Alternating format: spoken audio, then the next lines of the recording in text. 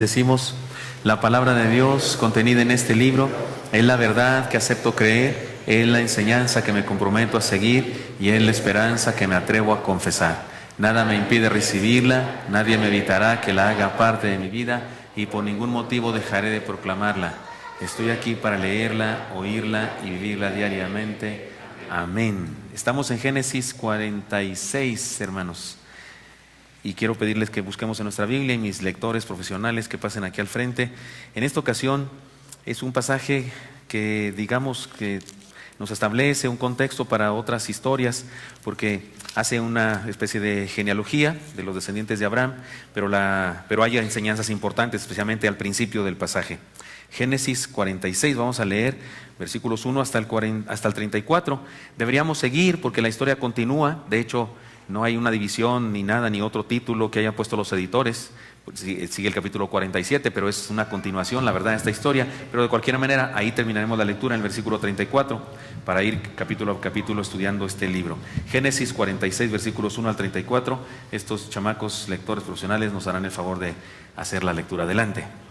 Salió Israel con todo lo que tenía, y vino a Beerseba y ofreció sacrificios al Dios de su padre Isaac. Y habló Dios a Israel en visiones de noche, y dijo: Jacob, Jacob. Y él respondió: heme aquí. Y dijo: Yo soy Dios, el Dios de tu padre, no temas de descender a Egipto, porque allí yo haré de ti una gran nación.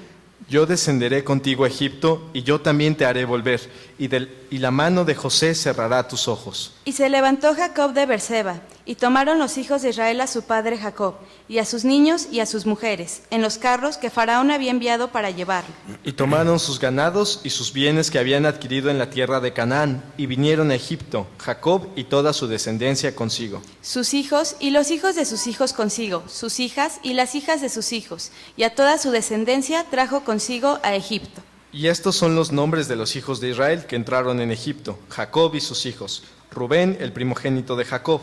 Y los hijos de Rubén: Anoc, Falú, Esrón y Carmí.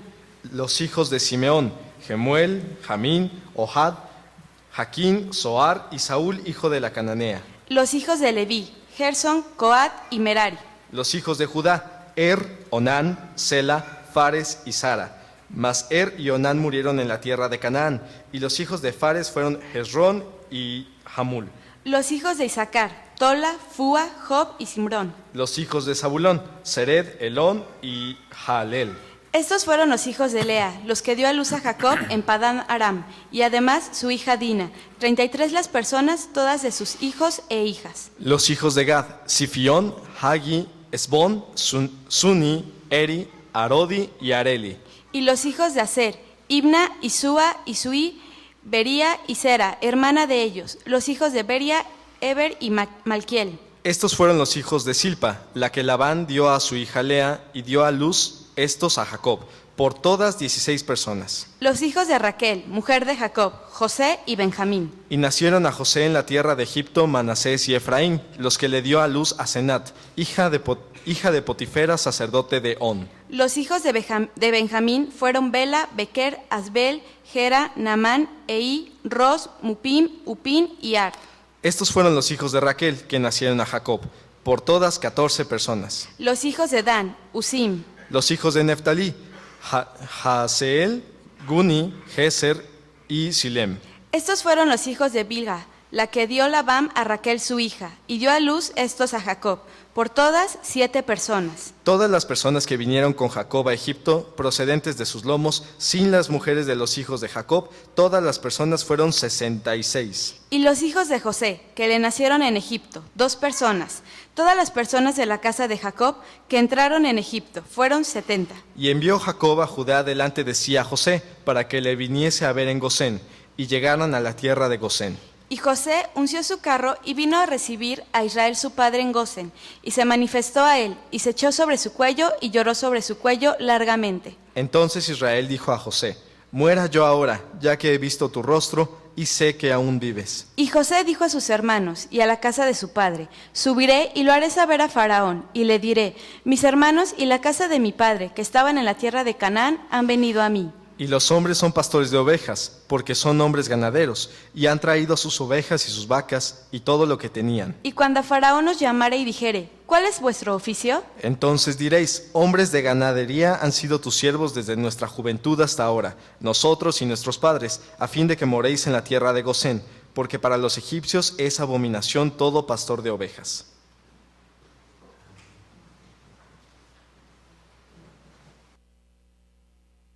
Amén. Algunos pensarían que la única utilidad de esto es tener nombres para nuestros hijos, ¿no? Ahora sabe usted por qué Arodi se llama Arodi, un joven de la iglesia de la Unión de Jóvenes que es muy buen basquetbolista y fue el campeón del maratón de este campamento. Y alguien dijo, ¿de dónde sacaron su nombre? ¿De una caricatura o algo así? Porque si hay unos que parecen nombre de caricatura, ¿no?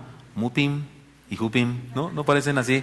Yo no se imaginé dos huevos así saltando en algún lado, me dio la impresión. Bueno, no hay más enseñanza de esto, algunas que no las diremos ahora, pero quiero concentrarme en un asunto que es evidente al principio, y me parece que podría llamarse de esta manera este sermón: venciendo el temor a equivocarnos. Seamos libres para confiar en la guía de Dios. El versículo 3 del capítulo 46 dice así, está en la pantalla, ¿lo leen conmigo?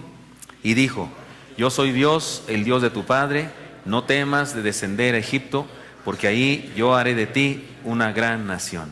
Amén. ¿Cuántos de los aquí presentes se han cambiado de casa alguna vez en su vida? Levante su mano. Muy bien, mi esposa y yo nos hemos cambiado de casa 17 veces. ¿Cuántos se han cambiado de ciudad o de país y ahora viven en otra ciudad, otro país? Aquellos sí que dieron vuelta al mundo. Muy bien. ¿Están de acuerdo conmigo en que lo que está en juego aquí es un cambio radical? Super H, re, contra, ultra, re, que te, que mega radical. Viven en la tierra prometida, la tierra que Dios les dio, pero hay hambruna, no hay que comer, sus ovejas están muriendo de hambre, hay sequía. Y entonces van a mudarse a otro país, al país más poderoso del mundo. En ese momento, no solo poderoso, sino que también, ¿cómo se dice?, aterrador. Hacen lo que quieren con otros y demás. Parece que hay benevolencia para con ellos por causa de José, que es el gobernante de ese otro país. Es un extranjero, pero gobierna esa tierra. Y entonces ahí, sin duda que hay situaciones difíciles. Por eso, en los primeros versículos aparece esta promesa de Dios y esta palabra de Dios, esta orden de Dios que se repite a lo largo y lo ancho de toda la Biblia. No temas, y le dice a Jacob. ¿Se acuerdan ustedes que hay algunos que dicen que hay 365 textos que dicen no temas? Yo los busqué todos. Y doy fe de que no son 365, pero sí son más de 200. Los busqué todos, puse en las Biblias computarizadas, puse no temas, no te eches para atrás, no le saques, no te rajes, no os amedrentéis, no tengas miedo. Todas las frases posibles que significan temer. Y no encontré 365 textos, pero sí encontré 200 y pico. Y escribí un libro sobre esto con 32 cosas que Dios nos dice no temas. Esta es una de ellas. De hecho, les estoy anticipando que esto está en ese libro y quiero compartirlo porque me parecía que era importante. Es el principio del pasaje. Y este hombre viejo recién acaba de entender que tiene que cambiarse de casa. Y de pilón, no es un chamaquito de adolescente que lo van a llevar a otro lugar y a lo mejor se le hace bien aventuresco ir a ese otro lugar. No, es un hombre viejo que se va de su casa. ¿Se imagina cuántos recuerdos no tendrá en su casa? ¿Están de acuerdo conmigo en eso? Su árbol ahí, mi árbol y yo, esas cosas, su árbol, su higuera, su piedra favorita donde iba a orar, yo qué sé, cosas especiales. Se tiene que ir y a otro país. Y dijo: yo soy Dios, el Dios de tu padre, no temas de descender a Egipto, porque ahí yo haré de ti una gran nación. Jacob ha experimentado la bendición de saber que su hijo José está vivo, eso le alegra el corazón. Además le han hecho saber que su hijo no solamente está vivo, sino que es el gran gobernante de Egipto, que en ese momento y que en medio de la hambruna les ofrece a él y a su familia una oportunidad de salir adelante. La aventura no fue fácil. Tuvieron que dejar la tierra prometida de sus padres, tuvieron que tomar a todos sus hijos, sus ganados y sus demás posesiones para emprender una aventura.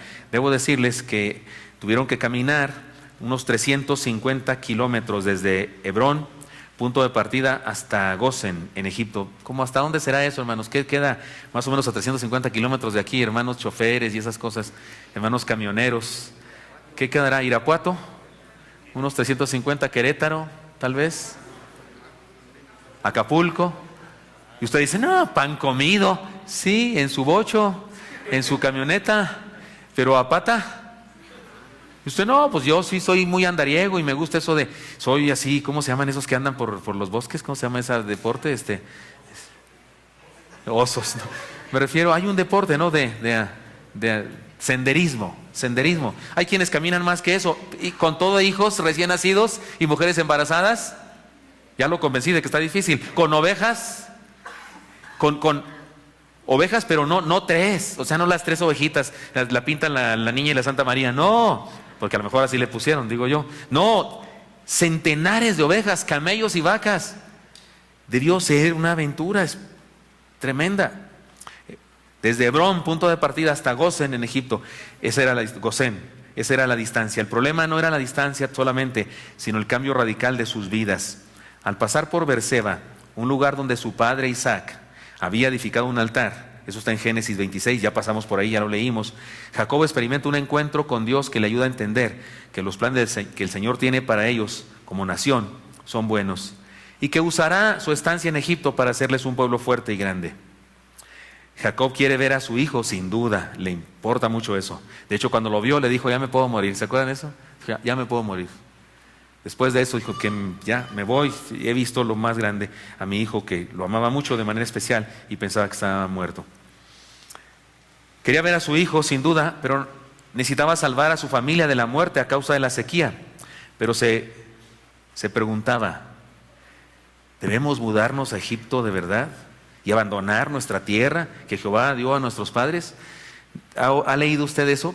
En Chiapas, en Campeche, en cualquier lugar donde ha habido así una inundación, un huracán que pasó y destrozó todo.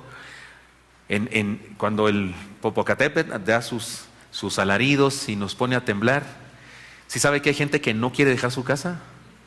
Pasan las autoridades, ¿cómo se llama? Protección civil, le dicen tienen que evacuar aquí. Hay gente que dice, no, Señor, aquí me quedo. Y hay gente que se queda en su casa, está inundada, sus muebles están nadando así, sus colchones andan nadando ahí en el agua, y ellos ahí están en la azotea. Dicen, no me voy de aquí, es mi casa, es lo único que tengo. Sienten así un sentido de abandono. ¿Cómo voy a irme? No solamente el temor de que le roben, sino que una sensación de cómo me voy de aquí, de mi tierra. Seguramente Jacob se preguntaba, ¿debemos hacer esto? ¿Es lo correcto? ¿No se parece esto a las experiencias que muy a menudo tenemos nosotros cuando no sabemos si es la voluntad de Dios alguna decisión que tomamos? Si debemos casarnos, si debemos renunciar a nuestro trabajo, si debemos aceptar un nuevo empleo, si debemos estudiar tal o cual carrera, si debemos hacer tal o cual viaje, si debemos tomar tal o cual decisión, debo cambiar de ciudad. Además, la orden de Dios para Jacob fue no temer. Esa fue la orden que Dios le dijo a Jacob, una orden, no temas.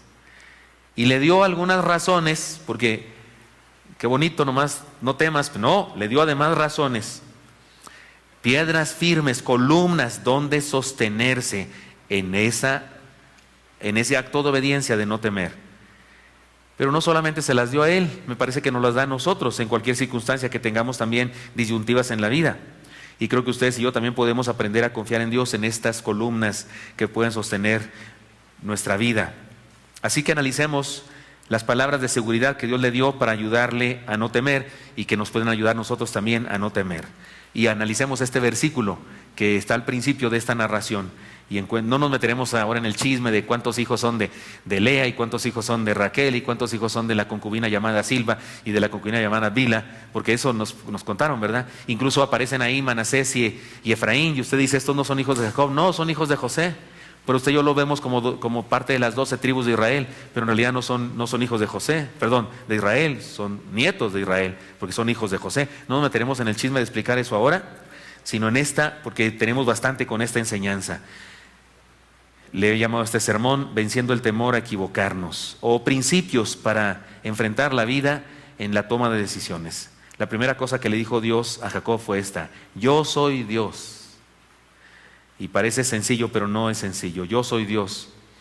Es muy parecida a la palabra hebrea, a las palabras que usó el Señor Jesucristo cuando los sacerdotes lo estaban acusando de que decía herejías y no sé qué, y él usó esa palabra, yo soy.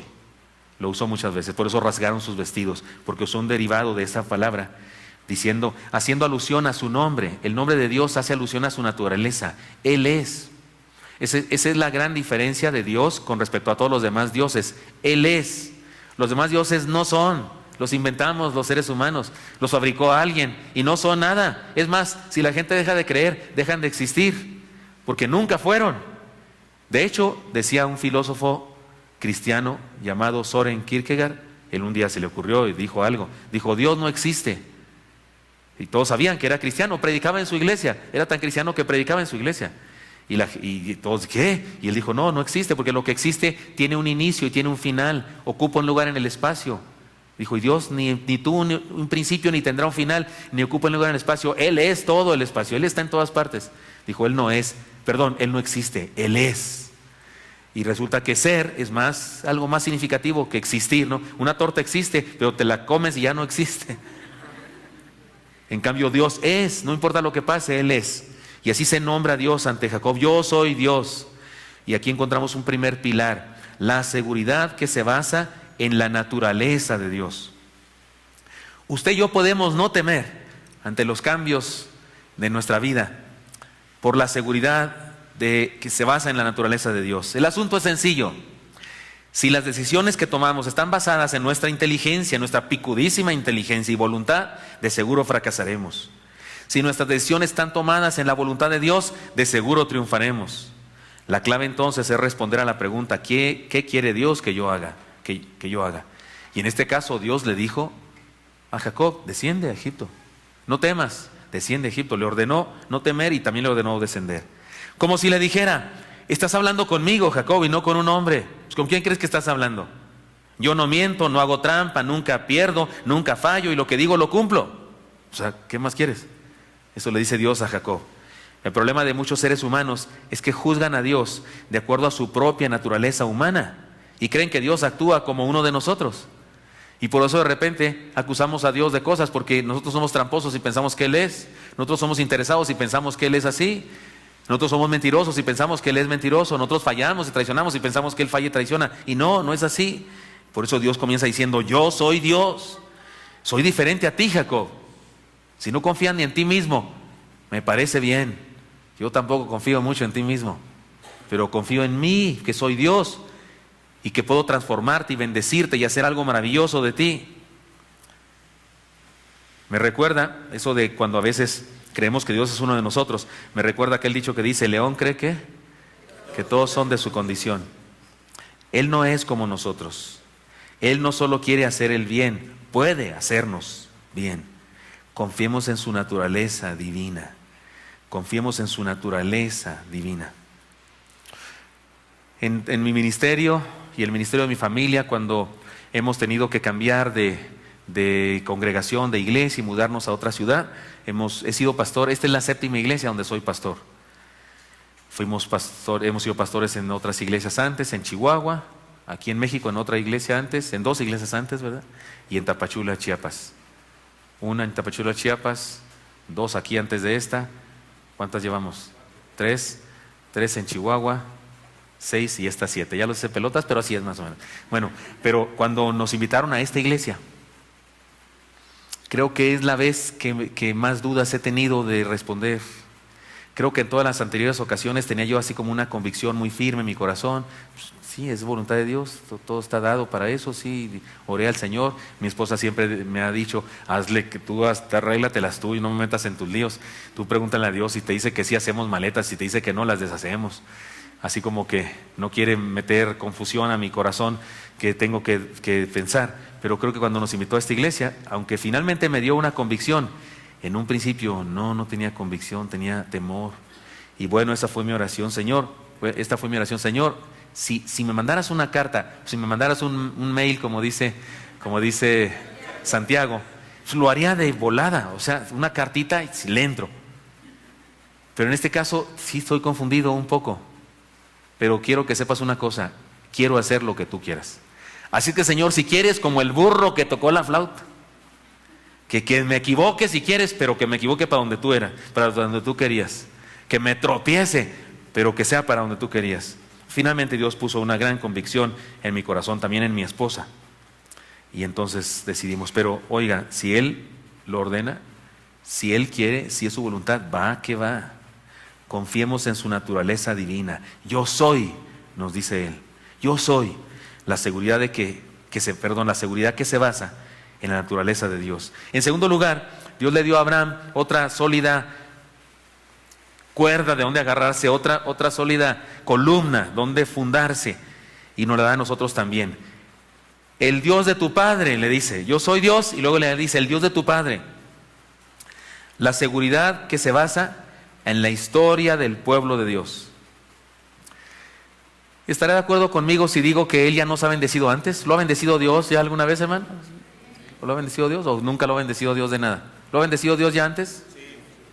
Él ha probado su presencia en nuestra vida y es para bien. Él ha probado que su presencia en nuestra vida es para bien.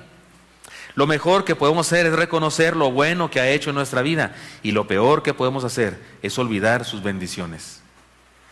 Jacob conocía la historia de su pueblo. En ese momento era breve. ¿Sí están de acuerdo conmigo? Que la historia del pueblo de Jacob era breve en ese momento. ¿Se acuerdan? ¿Nunca vieron la película de los Picapiedra? La película, la 1. ¿La vieron? Hay una escena que me da mucha risa, porque Pedro Picapiedra no quiere juntarse ya con Pablo Mármol ni con Betty, sus amigos de toda la vida. Y entonces Vilma, si quiere, son nuestros amigos. Y le dice Pablo, ¿pero qué importa? Hay 2,500 gentes más en este mundo. Era todo lo que había, ¿no? Porque son, pues, se pone cavernícolas. Así la historia de Jacob era breve. Jacob, de hecho, casi conoció a todos los héroes de su historia, salvo algunos de su bisabuelo, no. En ese momento era breve. Antes de él estaban Abraham, Isaac, su padre, y después seguía él. O sea, su historia se dividía en 3 etapas. Etapa de Abraham, etapa de Isaac, su papá, Abraham era su abuelo, y la etapa de él. O sea, si reprobaban historia, uno de ellos de plano si era burro, ¿no? Y él sabía lo que Dios había hecho con su abuelo y su padre. Les había defendido de sus enemigos, les había guiado por caminos de bendición y les había prosperado en abundancia. Oiga, hermano, usted y yo también tenemos una hermosa historia de todo lo que Dios ha hecho en nuestra vida. La bendición de esta mañana, pues eso digo porque el devocional era para la mañana. La bendición de cada día, las bendiciones de cada día no fueron las primeras. Dios hace mucho que nos está bendiciendo, incluso desde antes que fuéramos sus seguidores. ¿Cuántos no nacieron en un hogar cristiano, sino que antes estaban bien perdidotes en todos los aspectos, hasta en otra fe? ¿Cuántos? Sí. Muy bien, puede bajar su mano. Oiga, ¿y no los bendecía Dios? O sea, si alguien me dice, no, yo la pasé muy mal, espérame, ¿no respirabas antes? ¿No te daba el sol antes? ¿Nunca comiste antes de ser cristiano? Pues no me salgas con que no te bendecía Dios. Pero no, además de muchas otras maneras, estoy seguro que usted y yo hemos recibido bendición. ¿Y cuántos nacieron en un hogar cristiano? Levante su mano. Perdón, pero ustedes nacieron en la gracia de Dios. Ustedes nacieron en una bendición extraordinaria. Cuando recién me convertí, yo sentí esa frustración. ¿Por qué no me convertí antes? Iba a los congresos juveniles y había esgrima bíblico. Y donde no dijeran sofonías. Porque ¿dónde queda sofonías?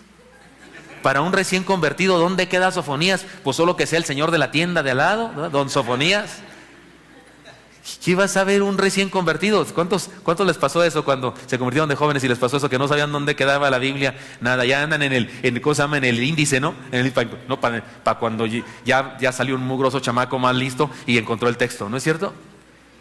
Y yo sí era listo, y sí me gustaba eso de la Biblia, pero esa habilidad no la tenía, y me daba mucho coraje.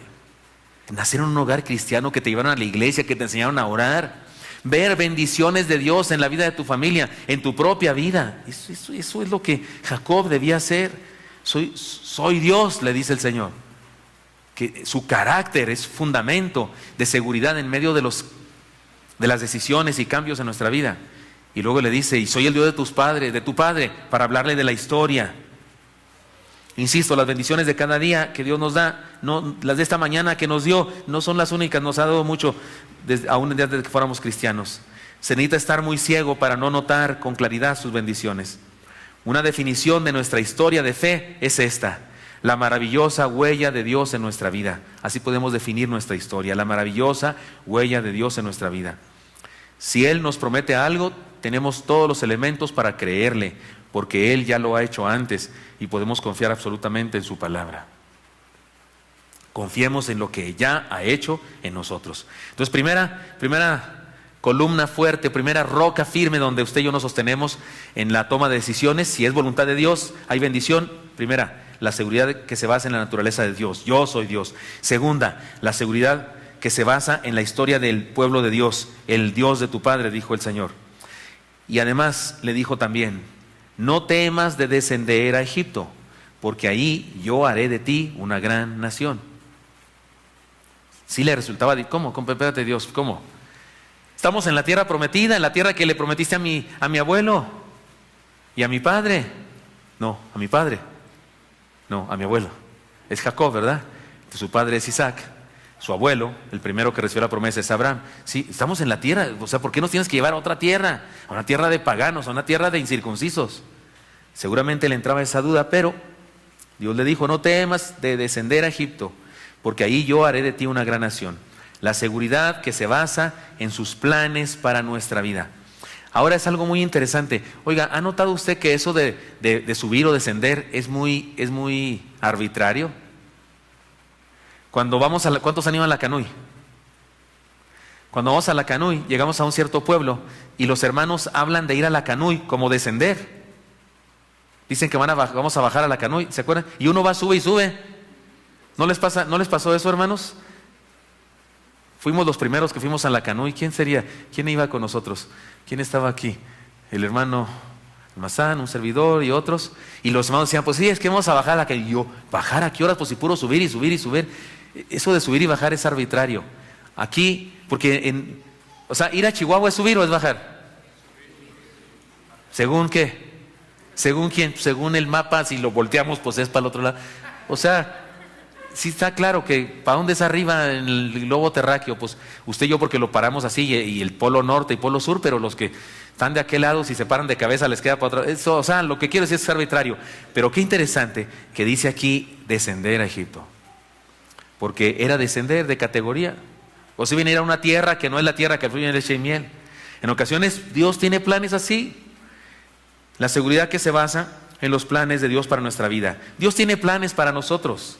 Aunque no los entendamos, el presente puede ser usado por Dios para bendecir nuestro futuro.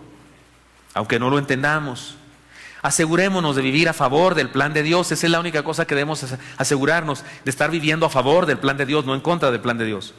Porque ir en contra del plan de Dios es mortalmente peligroso. Aquí nos enfrentamos con una verdad muy, muy importante. Jacob no conocía el futuro. Él no sabía nada. Usted y yo decimos, no, Jacob, llégale, yo ya leí lo que va a pasar contigo. Pues sí. Pero Jacob sabía lo que iba a pasar con él y su pueblo. No, ese es el punto. Jacob no conocía el futuro, pero ustedes y yo sí. Y desde nuestra perspectiva de tiempo, sí sabemos lo que pasó años después con su familia. Fueron esclavizados.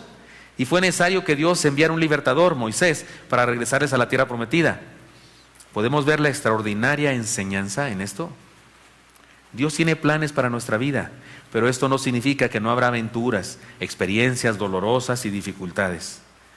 Dios hizo crecer a la familia de Jacob y la convirtió en un pueblo enorme y fuerte. Si se quedan en la tierra prometida, se mueren de hambre, o por lo menos muchos de ellos se mueren de hambre. De hecho, hubo 2 que murieron, ¿no es cierto? 2 nietos de Jacob que murieron. ¿Se acuerdan? Lo leyeron estos chicos. Hubo 2 que se murieron. 2 hijos de Judá murieron en la tierra prometida. No fueron a Egipto, al parecer, no fueron contabilizados porque se murieron antes. Hubieran muerto muchos más de hambruna y hubieran sido un grupo pequeñito. Y ahora ¿cómo lo hacemos para crecerlo? Y la promesa de que serán como la arena del mar y como las estrellas. Entonces fueron a Egipto a pasársela padrísimo durante una temporada, a crecer y llenarse de hijos y ser un pueblo fuerte, tan fuerte, que los egipcios tuvieron miedo de él. Pues son un titipuchal ya. Uno de estos días se levantan en armas y nos matan a todos. Y fue entonces cuando empinó el problema de la esclavitud y que fue necesaria la libertad. Pero ya eran un pueblo fuerte, que era el plan de Dios. Insisto, Dios hizo crecer a la familia de Jacob y la convirtió en un enorme pueblo, tanto que los egipcios trataron de detener su crecimiento, pero no lo lograron. Trataron de retenerlos, pero Dios los liberó con portentos y maravillas. Usted y yo podemos confiar en los planes que Dios tiene para nosotros. porque sea lo que sea que estemos viviendo, Él se encargará de hacer que toda circunstancia se integre a su plan, y lo que se ha propuesto hacer con nosotros, nadie lo podrá evitar. Cuando llegamos a esta iglesia hubo problemas, hubo situaciones difíciles. Algunos de ustedes no lo saben, pero algunos que sí estaban aquí en ese entonces saben que hubo situaciones muy difíciles, muy difíciles, problemas muy graves. Y en ese momento yo sí pensaba, ¿para qué vine acá? ¿Para qué vine? ¿Por qué? Porque yo no sabía el futuro, nada. Yo nomás veía el presente y pensaba, ¿de qué se trata esto? Déjenme contarles un momento de aliento en mi vida. La suegra del hermano Marco, más bien fue tu esposa, Marco, Gaby, me llamó un día por teléfono: pastor, está aquí una hermana, una que no es hermana, pero le dicen hermana, que hace tortillas de harina, no sé de dónde es. Está aquí mi hermana que usted conoció, e hizo tortillas de harina y queremos invitarlo a cenar. Yo estaba en una situación de sufrimiento espantoso, no dormía, había una situación de crisis muy severa, una relación con unas personas muy malvadas que había aquí en nuestra iglesia, pero se creían los dueños de la iglesia. Y yo que quería ir a una cena y esas cosas, pero me insistieron que fuera, que había tortillas de harina, eso fue lo que me convenció. Pero cuando llego a la casa, no había dónde estacionarme y salieron a recibirme a Aarón, que está allá arriba, si es que está allá arriba en el sonido, me parece que también Iván Aspíllaga. Me dijeron, denos las llaves, nosotros lo estacionamos. Yo dije, aquí hay gato encerrado. ¿Qué hacen estos jóvenes aquí? ¿También los invitarían? ¿También les gustan las de harina o qué? Y cuando entro a la casa de mi hermano, ahí vive el hermano Marco todavía, había muchas personas. Y su mensaje, para resumirlo, fue este: sabemos lo que está pasando en la iglesia y usted no está solo, estamos con usted, conocemos los problemas. Yo no le decía a nadie, yo no compartía con nadie. Esas personas hacían reuniones clandestinas, llamaban por teléfono a las personas, trataban de convencer a muchas personas de cosas nefastas de mi persona, que inventaban mentiras. Si me hubiesen preguntado mis pecados, yo se los hubiera dicho sin problemas, pero inventaban unos que ni tenía. Yo les decía, tengo otros peores que eso que están diciendo, pero si no me preguntan no les digo. Pero eso que están diciendo es una mentira, es una invención nomás, y convierte su corazón en algo más sucio que cualquier otra cosa por inventar semejantes patrañas. Pero ese grupo de hermanos, ¿recuerdas, Marco, eso? Bueno, yo lo recuerdo muchísimo, porque fue para mí un momento de aliento muy grande. Pero yo sí llegué a pensar, ¿qué hago aquí? Si he sabido ni vengo. Ahora, desde una perspectiva de más acá, volteo hacia atrás y digo, vendría otra vez. De acuerdo al plan de Dios, volvería otra vez, lo haría otra vez. Pero Jacob no tenía esa posibilidad en ese momento, debía creer en la palabra de Dios. Insisto, la seguridad que se basa en los planes de Dios para nuestra vida, debía creer en los planes de Dios. Usted y yo, hermano, podemos confiar en los planes que Dios tiene para nosotros, porque sea lo que sea que estemos viviendo, Él se encargará de hacer que toda circunstancia se integre a su plan, y lo que se ha propuesto hacer con nosotros, nadie lo podrá evitar. A pesar del dolor y cualquier circunstancia difícil, confiemos en sus planes para nosotros.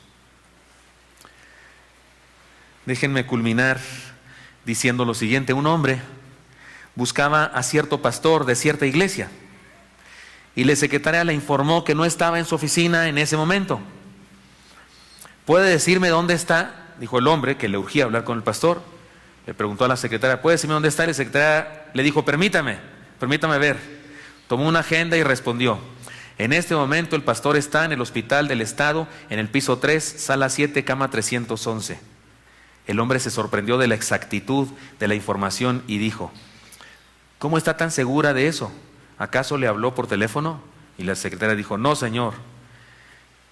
El pastor hizo su agenda esta mañana y anotó todo lo que habría de hacer en este día, y él regularmente sigue su agenda rigurosa y meticulosamente. Estoy segura de que ahí lo puede encontrar. Si usted pregunta por mí, nadie va a saber dónde estoy. Yo no soy tan meticuloso en hacer mi agenda, no crea que soy yo ese, ni mucho menos. Pero Dios es más exacto, meticuloso, preciso y poderoso en las agendas que se propone en la vida con nosotros. Y se propuso bendecirte y se propuso bendecirme, y Él promete que si se propuso eso, entonces déjame decirte que lo hará. De eso se trata este punto. No temas descender a Egipto, porque allí yo haré de ti una gran nación. Dios le dice su plan a Jacob. La seguridad que se basa en los planes de Dios para nuestra vida. Lo único que tenemos que hacer es permanecer en su plan. Asegurarnos de que estamos en su plan. Por muy raro que parezca. Yo pensaba que su plan era que yo fuera pastor de la primera iglesia de Chihuahua, iglesia donde me convertí, iglesia donde me bautizaron, iglesia donde fui llamado al ministerio, iglesia donde prediqué ante el cuerpo de mi madre en un culto fúnebre de cuerpo presente, donde igualmente prediqué frente al cuerpo de mi padre, también en un culto de cuerpo presente. Yo pensaba, ahí me voy a quedar, ahí voy a morir, y voy a salir de esta iglesia de pastor con los tenis por delante solamente. Pero a Dios, y es más, hace algunos años que un amigo mío fue presidente de la convención regional de aquí del centro, y me ofrecía que yo fuera el secretario ejecutivo de la convención regional para que les ayudara a sembrar iglesias en toda la convención regional. Y la verdad es que la comisión que organizó eso y la planeación de eso me ofrecía un salario que era más o menos lo doble que yo ganaba en ese momento en la iglesia donde yo pastoreaba. Era tentador. No iba a tener ovejas así como ustedes, no, iba a ser así como un coordinador de siembra de iglesias, así como que padre, vacaciones, predicar cada domingo donde me invitaran o algo así, se me hacía. Y yo le dije a mi amigo, no hombre, al DF yo no voy ni aunque me paguen millones. Y vine por muchísimo menos que millones.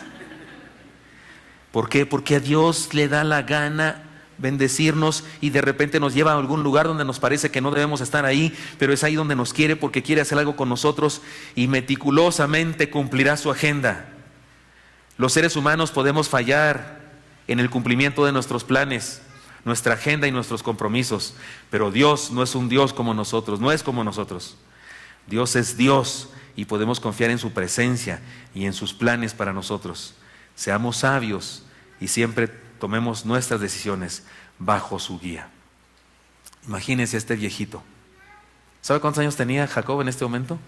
Más adelante se lo dice a Faraón. Le pregunta cuántos años tiene. 130 tenía. ¿Cuántos son los años de tu vida? Hay una forma muy especial como se pregunta eso, lo leeremos la próxima semana si Cristo no viene antes. Y le responde 130 y tantos, dice Jacob.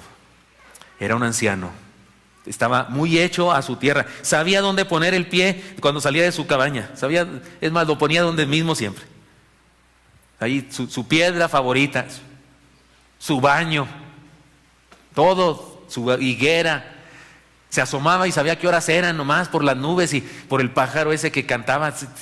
Y de repente se va a un mundo desconocido, absolutamente desconocido. Y insisto, un viejito de 130 años. No es un chaval, soñador, aventurero, que quiere salir de su casa. No, es un anciano. Pero Dios le dice, ve, es mi voluntad que vayas. Te aseguro que es mi voluntad. Y si es mi voluntad, te va a ir bien y a tu familia también. A él le preocupaba su familia. Yo soy la seguridad que se basa en la naturaleza de Dios. El Dios de tu padre, la seguridad que se basa en la historia del pueblo de Dios. No temas de descender a Egipto, porque ahí yo haré de ti una gran nación. La seguridad que se basa en sus planes para nuestra vida. Hermanos míos, Dios es Dios y podemos confiar en su presencia y sus planes para nosotros. Seamos sabios y siempre tomemos nuestras decisiones bajo su guía. Y no temamos. Si se ha propuesto bendecirnos, lo hará, lo logrará. Nadie se lo podrá impedir. Aquí entre nos, ni nosotros mismos. Si permanecemos en su voluntad, ni nosotros mismos con nuestros errores le podremos evitar que nos bendiga. Más adelante el texto habla de las familias y no sé qué tanto, y culmina diciendo que 70 personas llegaron a aquel lugar. Nos prepara, es un preámbulo para el siguiente capítulo, los siguientes capítulos y la historia que sigue, la hermosa historia que sigue del pueblo de Dios, y se cumple esto que dijimos al final. Dios tiene planes maravillosos para su pueblo, así es que confiemos en Él. ¿Está teniendo usted cambios en su vida? ¿Está pasando de kinder a preprimaria? De preprimaria a primero, de primaria a secundaria, de secundaria a prepa, de prepa a universidad o tecnológico, qué sé yo, o ya se graduó y ahora pasó a ser del club de los desempleados, o se va a casar, o se va a ir de la ciudad, Dios lo lleva a otro ministerio, tiene que salir de su casa, se va a aventurar a pedir un préstamo para quedar endeudado 25 años. No estoy diciendo que sea malo ni nada, nomás digo, son las circunstancias del momento y tiene que ser un cambio. Le acaba de declarar su amor a una chica que vive bien lejos. No sé por qué se ríen, ¿saben algo? Es decir, lo que sea que hay en nuestra vida que significa cambios en nuestra existencia, bueno, asegurémonos de estar en la voluntad de Dios. Y si así es, no temas. Duro, dice una canción de Juan Manuel Serrat, de cada día, duro con Él, duro con Él. Ya amaneció, duro con Él, dice. Me gusta esa frase. Si estás en la voluntad de Dios, adelante, confía, Dios te va a bendecir. No temas. Señor Santo, gracias por tu amor y por tus promesas y por tu aliento, Señor, para nuestras circunstancias que en este momento de la historia, Señor, son muy cambiantes. Cambiamos de trabajos, de escuelas, de dirección donde vivimos, de circunstancias, de relaciones también. Señor, ayúdanos, queremos estar en tu voluntad, en el vértice preciso de tu voluntad. Porque sabemos que así seremos bendecidos y también seremos bendición a otros, porque esa era la encomienda y la naturaleza de este pueblo del que leemos aquí, Señor, que eran bendición a otros, incluso fueron bendición a nosotros, porque de ellos nos viene el mensaje del Evangelio. Señor, pongo en tus manos a cada hermano y hermana, en sus retos, en sus aventuras de fe, en sus circunstancias de cambio, sus decisiones disyuntivas en la vida. Bendice a cada hermano y cada hermana aquí presente, Señor, y que seamos sabios y aprendamos a andar en tu voluntad y a confiar en que tu voluntad siempre es para bien. Bendice pues, Señor, te pido a mis hermanos y hermanas, sigan orando, y tal vez algunos de los aquí presentes quieren decirle al Señor: Señor, tengo esta disyuntiva en mi vida y sí, quiero ponerla en tus manos, porque sí, quiero hacer tu voluntad. Quiero hacer tu voluntad, Señor. Tal vez le quieres decir incluso, en este momento ni siquiera sé cuál es, pero quiero hacerla, quiero hacer tu voluntad. Así que si tú me lo aclaras y me das convicción al corazón, voy a hacerla confiando en que me vas a bendecir. Pero quiero hacer tu voluntad y quiero tu bendición. Si quieres decirle al Señor eso, ahí en tu lugar, díselo y levanta tu mano para que yo lo sepa y ore por ti. Dios te bendiga, Dios te bendiga, Dios les bendiga a todos, Dios les bendiga. Señor, pongo a mis hermanos y mis hermanas en tus manos. Te pido que los bendigas a cada uno, Señor. Bendice, Señor, a tu pueblo. Bendícenos para andar en tu voluntad y para experimentar bendición a pesar de cualquier circunstancia. En Cristo Jesús te lo pido todo. Amén.